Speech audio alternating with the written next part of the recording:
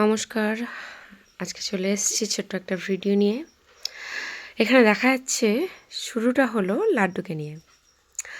লাড্ডু ছুটছে কারণ যাচ্ছে মামার বাড়িতে। কিন্তু মামার বাড়ি যাওয়ার যে বদমাইশিটা সেটা রেল লাইনের পার থেকেই শুরু হয়ে গেছে। কারণ ও রেল গেটের রেল লাইনের উপর থেকে পুরো মাঠটা ঘুরে ও নিজে এসে ভ্যানের উপরে উঠে যায়। এই যে ঘুরপাক খেলো পুরো মাঠ। আমরা আজকে গন্তব্যে চলে এসেছি। আজকের প্রথম ঘোরা শুরু করলাম। আজকে চলে এসেছি শরৎচন্দ্র চট্টোপাধ্যায়ের বাড়িতে। কথাশিল্পী শরৎচন্দ্র চট্টোপাধ্যায়। বাড়ির নাম হচ্ছে শরৎ স্মৃতি মন্দির। আপনারা দেখতে পাচ্ছেন মহেশ গল্পের কিছু একটা অংশ এখানে তোলা রয়েছে এবং আরেকটা পাশেরও গেটে সুন্দর করে ফুলের একটা গেট তৈরি করে অপর প্রান্তে আরও একটি শরৎচন্দ্র লেখা কিছু উক্তি লেখা রয়েছে এবং ধীরে ধীরে আমরা চারদিকটা দেখে নিচ্ছি। এত সুন্দর মনোরম একটা পরিবেশ, মন শান্ত করা একটা পরিবেশ, যেখানে সামাজিক কোনো বাধা নেই। সুন্দর একটা গ্রাম্য পরিবেশ আমরা করছি। পুকুর পাড়ে কতগুলো ঠাকুর যাদের বিসর্জন হয় না তাদেরকে রাখা হয়েছে। ধীরে ধীরে আমরা প্রবেশ করছি তার বাড়িতে। এত সুন্দর একটা সুন্দর প্রাকৃতিক পরিবেশ যেটা আমরা উপভোগ করেছি। প্রায় 27 থেকে 30 জনের একটা টিম। আপনারা দেখতে পাচ্ছেন শরৎচন্দ্র চট্টোপাধ্যায়, ওনার একটি স্মৃতিস্তম্ভ রয়েছে যেখানে ওনার ফলকগুলি লেখা রয়েছে কত সাল থেকে কত সাল। আপনারা পুরোটাই দেখতে পাচ্ছেন। খুব সুন্দর একটা পরিবেশ যেটা আমরা আজকে ঘুরতে এসেছি, আজকে আমরা দেখতে এসেছি। এবং আগেকার দিনে দুতলা ঘরটা কিন্তু টোটালি কড়িবড়গা। এখানে প্রচুর মানুষ এসছে এবং এত সুন্দর পরিবেশের মধ্যে নিজেকেও খুব ভালো লাগছিল। সত্যি যে আজকে এখানে আসতে পেরে নিজেকে খুব ভালো লাগছিল যে না, কিন্তু কোনো একটা জায়গায় আমরা ভালো লাগা একটা তৈরি হয়েছে। এভাবেই সব বাধা ছাড়িয়ে কোনো একটা সময় যদি এভাবে ঘুরে বেড়ানো যায়, ঘুরতে বেরোনো যায়, তার থেকে আর ভালো কিছু হতে পারে না। এখানে দেখতে পাচ্ছেন দুতলা বাড়ি, আগেকার দিনের পুরনো কড়িবড়গার বাড়ি দেখাই যাচ্ছে। এবং সেই জায়গা থেকে আমি ধীরে ধীরে ভিতরে প্রবেশ করছি এবং ভাবতেও ভালো লাগছে যে এই জায়গাটাতে একটা সময় সেই মানুষটি বসে লেখালেখি করতো এই ঘরটাতে। এবং এই ঘরটার মধ্যেই বসে বিভিন্ন রকমের লেখা, যেমন দেবদাস, অরক্ষণীয়া, হরিলক্ষ্মী, রামের সুমতি, পথের দাবি, মেজ দিদির পথনির্দেশ, বড় দিদি, নববিধানে, চরিত্রহীন, শেষ প্রশ্ন পল্লী সমাজ, নারীকে গৃহদ্বারতে, বিভিন্ন ধরনের। শ্রীকান্ত সবথেকে বড় একটা এক্সাম্পল হচ্ছে শ্রীকান্ত, যেটা না পড়লে অনেক কিছু অধরা থেকে যায়। তো এই বাড়িতেই কিন্তু এছাড়া আরও অনেক না বলা গ্রন্থ, কাব্য সমগ্র, যেগুলো আমি বলতে পারলাম না, তার এই বাড়িতে বসেই লেখা। দেখুন কড়িবড়গা এবং টালির চাল। অবশ্যই এখন সেটাকে মেরামত করা হয়েছে, আরও সুন্দরভাবে সেটাকে দেখভাল করা হচ্ছে। ইজি চেয়ার, যেটাতে উনি নিজে বসে থাকতেন, এই খাট, এই বালিশ, ভাবলেই একটা কেমন রোমহর্ষক একটা গায়ে কাঁটা দেওয়ার মতো। ধীরে ধীরে আমি এগিয়ে চলেছি ওনার ঠাকুর মন্দিরের দিকে। এখানে শ্বেত পাথরের রাধাকৃষ্ণ রয়েছে, কত বছর পুরানো, এবং জিনিসপত্রগুলো দেখলেও বোঝা যাচ্ছে কত বছর পুরানো একটা জিনিস। এবং ধীরে ধীরে আমি চলে যাচ্ছি ওনার বাড়ির পিছন দিকটাতে।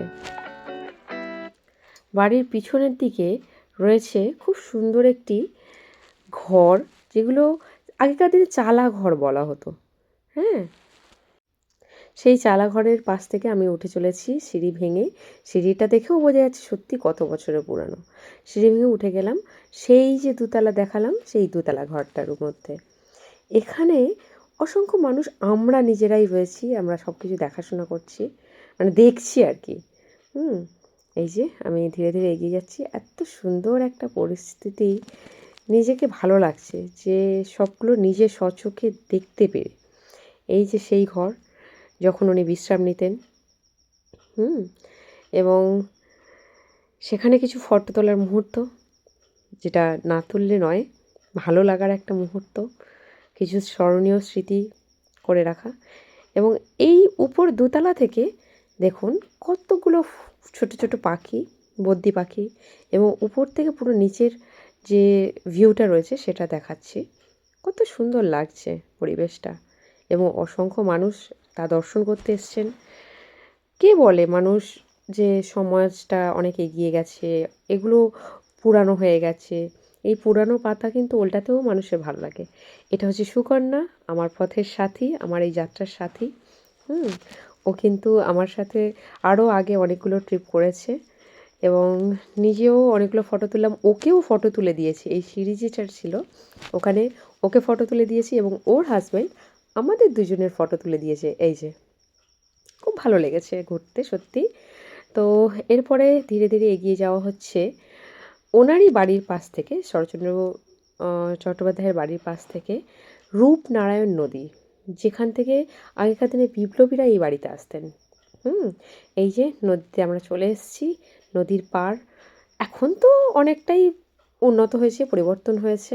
হ্যাঁ, এখন দেখা যাচ্ছে অনেক বিভিন্ন রকমের ক্ষেত, বিভিন্ন রকমের দোকানপাট। কিন্তু কিন্তু যেহেতু এটা একটা নদী, মাথায় রাখবেন কিন্তু নৌকা ছাড়া কিন্তু নদীকে ভাবাই যায় না। দেখুন এখানে একটা নৌকাও আমরা দেখতে পাচ্ছি। অনেকটাই পলি পড়ে গেছে, তেমন ঢেউ নেই, তা সত্ত্বেও কিন্তু আমরা নৌকা দেখতে পেলাম। এটা একটা খুব ভালো লাগার একটা জায়গা। কাশবন পুরো ফুলে ফুলে ভরা আছে।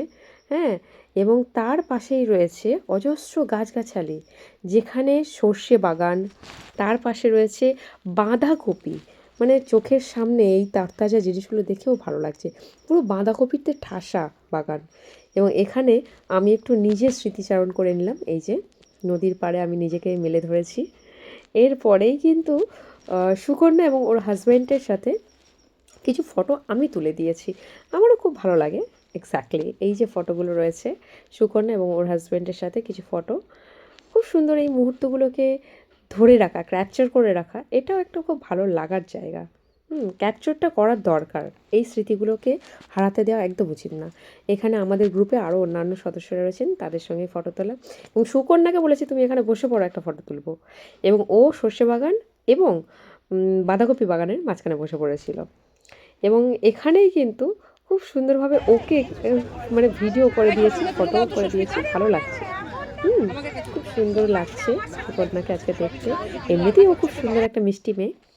এরপরে কিন্তু আমরা চলে এসেছি একদম বাড়ির বাইরে, মানে ওনার বাড়ি থেকে একদম বাইরে মেন রোডে ঢুকতেই এটা শরৎ নাট্য গোষ্ঠী একটা ঢোকার এতে দেখুন এখানে করা রয়েছে, সামনে কথাশিল্পী শরৎচন্দ্র চট্টোপাধ্যায়ের বাড়ি। এখানে কিন্তু মানে যে কেউ এই মোড়টাতে আসলে এখান থেকে কিন্তু ওনার ওই যে বাড়ির যে তীরচিহ্নটা রয়েছে ওখানে দেখতে পাবেন। আমরা উঠে পড়েছি গাড়িতে এবং চলেছি রূপনারায়ণের নদীর উপর থেকে, এটা হচ্ছে ব্রিজ, তার উপর থেকেই চলেছি আমাদের নেক্সট গন্তব্য খাওয়া দাওয়া, মানে দুপুরে লাঞ্চ হবে। এবং আমরা গাড়িতে রয়েছি কিন্তু আগেও বলেছি প্রায় 27 থেকে 30 জন। এই যে আমাদের ছোট্ট একটা ট্যুরিস্ট গাড়ি, যেটা একটা ট্রাভেলার কার। এই যে আমরা সবাই মিলে রয়েছি, সুকন্যা ওর হাজব্যান্ড এখানে রয়েছে। আমরা খুব সুন্দরভাবে কিন্তু এই যাত্রাটা উপভোগ করেছি। হ্যাঁ, খুব ভালো লেগেছে, খুব ভালো লাগার একটা মুহূর্ত এটা। তো আমরা এই যে একটা গ্রুপ ফটো হয়ে গেছে, এটা টোটাল সবাই মিলে রয়েছি। এবং ধীরে ধীরে আমরা পৌঁছে গেছি আমাদের গন্তব্যে। আমাদের গন্তব্যে, যেটা হচ্ছে কোলাঘাটে খাওয়া দাওয়ার জায়গা। আমরা যে মানে ট্যুর অ্যান্ড ট্রাভেলসের সাথে গেছি, ওনারাই সব কিছু ঠিকঠাক করে রেখে দিয়েছিলেন। ওখান থেকে আমরা খাওয়া দাওয়ার জন্য এখানে আমাদের দাঁড় করানো হয়েছে, এবং সেখানে কিন্তু আমরা আস্তে আস্তে ভিতরে যাচ্ছি। গিয়ে আস্তে আস্তে হাতটা ধুয়ে নেব, কারণ খেতে হবে, একটু হাইজিন মেনটেন করতে হবে। খুব সুন্দর একটা জায়গা, হাতটা ধুয়ে নিলাম। নেওয়ার পর ধীরে ধীরে আমরা ভিতরের দিকে যাব। এই যে একটু ভালো করে দেখে নিচ্ছি সুন্দর করে। তারপরে প্রবেশ করার দরজা, ডেকোরেশন দারুণ ছিল এবং খুব পরিষ্কার। সবথেকে বড় কথা হচ্ছে নিট অ্যান্ড ক্লিন, খুব পরিষ্কার ছিল হোটেলটা। খাওয়া দাওয়ার জন্য একদম পারফেক্ট। তো এই যে আমি এক কোণে এসে বসলাম, কারণ আমি কিছু ভিডিও করবো, সবার মাঝখানে থাকলে তো আর সেটা সম্ভব হয়ে ওঠে না। ডেকোরেশনটা এত সুন্দর, এবং আমি কিন্তু সবার প্রথমে আমি ঢুকে গেছি, গিয়ে এই কোণাটা ঠনে নিয়েছি, তারপরে অনেকেই এসছেন। এবং এরপরে ধীরে ধীরে আমার ব্যাগটা রেখে দিলাম। হ্যাঁ, আর এই যে আস্তে আস্তে সুকন্যা আমার পাশে এসে বসবে। আমরা দুজন, এবং ওর হাজব্যান্ডও থাকবে অবশ্যই, সুকন্যার হাজব্যান্ড থাকবে আমার সাথে। এবং খাওয়া দাওয়া কী করা যায় দেখা যাক। আসছে সুকন্যা, ওর হাজব্যান্ডও আসছে। এই যে আমরা এক টেবিলে বসে আছি উইথ ওর হাজব্যান্ড, ইয়েস, একসাথে। খুব সুন্দর, এবং খাওয়া দাওয়াটাও কিন্তু খুব ভালো ছিল। এই যে দেখুন, খুব সুন্দর লাগছে। গরম গরম ভাত, আলু ভাজা, লেবু, লঙ্কা, পেঁয়াজ তো থাকেই, ডাল আছে, একটা শুক্তো আছে, একটা সবজি আছে ফুলকপি আলু সব রকম দিয়ে। তারপরে আছে হচ্ছে মাংসের তরকারি, সরি, নটা মাছের তরকারি, মাংস তরকারি ছিল, চিকেন। তো সেক্ষেত্রে খাওয়া দাওয়ার অ্যারেঞ্জমেন্ট ভালোই ছিল। এই যে চাটনি চলে এসছে, মানে চিকেনটা দেয়নি, তার আগে চাটনিটা দিয়ে দিয়েছিল। খুব সুন্দর করে সাজিয়ে নিয়ে এসেছিলো, ভালোও লাগছিল। অলরেডি সবাই মিলে এবার খাওয়া দাওয়া স্টার্ট হবে। এই যে গরম ভাতে হাত, মানে এটা একটা ভালো লাগার, বাঙালি মানেই তো এই ব্যাপারগুলোকে উপভোগ করা না, এগুলোই হচ্ছে ব্যাপার। আমি প্রথম তিতো শুক্তো দিয়ে শুরু করেছি, আপনাদের সঙ্গেও সেটা ভাগ করে নিয়েছি, এবং এরপরে চিকেন দিতে চলে এসছে, চিকেনের প্লেট। এভাবেই খাওয়া দাওয়ার জার্নিটা শেষ করলাম আমরা, এবং পৌঁছে যাব আমাদের দ্বিতীয় গন্তব্য ক্ষীরাই, যেখানে সুন্দর একটা ফুলের ব্যান্ড আমরা দুজনকে পরিয়ে, ও ওয়াও, দুজনকেই খুব মিষ্টি সুন্দর লাগছে। এবং এখানে অজস্র ধরনের ফুল গাছ। জায়গাটার নাম কি? ক্ষীরাই।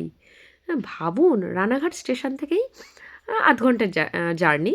হ্যাঁ, বিভিন্ন ধরনের ফুল, বিভিন্ন ধরনের ব্যান্ড তৈরি করে বিক্রির জন্য এনারা রেখেছেন। এবং আমি নিজেকে একটু ভিডিও করবো না, সেটাও তো হয় না। এই যে সুন্দর একটা ভিডিও, ভাবাই যায় না।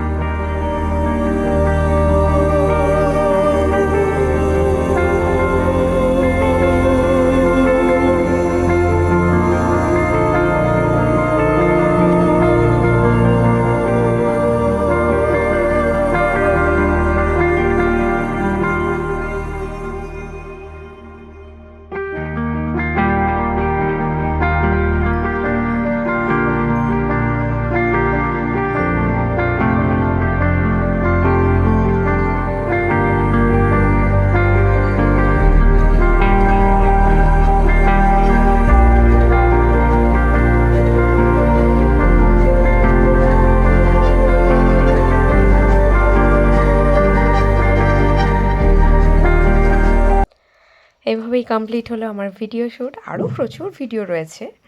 তো এভাবেই, মানে প্রকৃতি এত সুন্দর হতে পারে, ওই কথায় আছে না, পরমা প্রকৃতি, ঠিক এটাই এই জায়গাটার সঙ্গে একদম মিশে গেছে। এখানেই আমাদের আজকের এই ক্ষীরাইয়ের উদ্দেশ্যটা শেষ করলাম। রাত্রে ফেরার পথে কিনেছিলাম কাঁকড়া, সমুদ্র কাঁকড়া।